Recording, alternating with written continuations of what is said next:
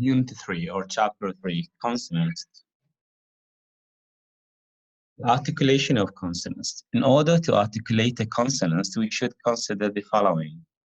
In the human larynx, there are two flaps of elastic connective tissue known as vocal cords, like seen here, which can be open and closed to produce the sound. Consonants could be voiced or invoiced, voiceless.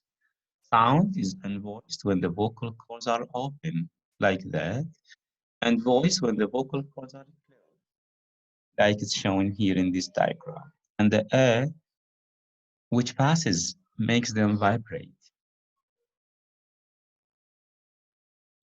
Consonants are formed by interrupting, restricting, or diverting the airflow in a variety of ways.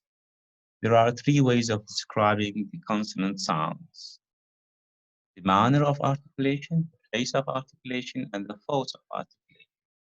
And we will explain each of them in the next slides. When writing English, we use the 26 letters of alphabet. Spoken English has more than 26 sounds, though. There are roughly 44 different sounds. Therefore, it's not very easy only to use the letters to show the pronunciation of English. There is a system which uses a group of symbols. Some of these symbols look the same as letters, and some are very different. You can use these symbols to write out the pronunciation of words. And in many dictionaries for English learners, you will see the pronunciation written out. Show that what is written are sounds of letters. The transcription are written between two slashes. For example, the pronunciation of the word pet is written like pet with slashes. So this makes it different from being written as alphabet. In this example, the sound symbols look exactly the same as letters. You can only tell we are talking about pronunciation rather than by spelling because of the two slashes. However, some words look very different when you see their pronunciation. In the word church, you see that the transcription is totally different from the alphabet form or spelling form. The manner of articulation. It refers to the interaction between the various articulators and the air stream. That's why the air is temporarily trapped and then released.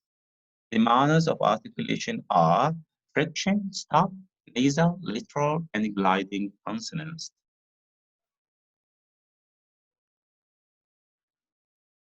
The articulation of consonants again. We have the friction, and we have stops, nasal, literal, gliding. Is explained here, and also we will explain each of them in details in the next slides.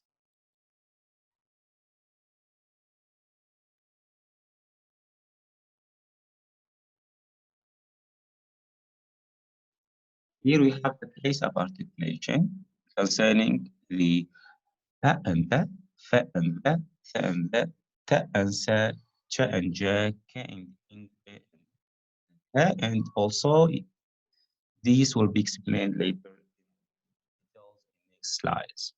Here we have the force of articulation. We have fortis and lenis. Fortis, sometimes called trunk, is related to unvoiced sound, the voiceless sounds, which require the more forceful expelled air stream. And we have lenis or weak, related to be voice with the voice sounds. Also called tense and lax, refer to consonants pronounced with greater and lesser energy. English has fortis consonants such as the pa in pat, the corresponding lenis consonants such as the ba in bat. Fortis and lenis consonants may be distinguished by tenses or other features such as voicing, aspiration, and length or of nearby vowels. The force of articulation is very difficult and defined. And this is the end of part 1. Next video will explain part 2. So thank you very much.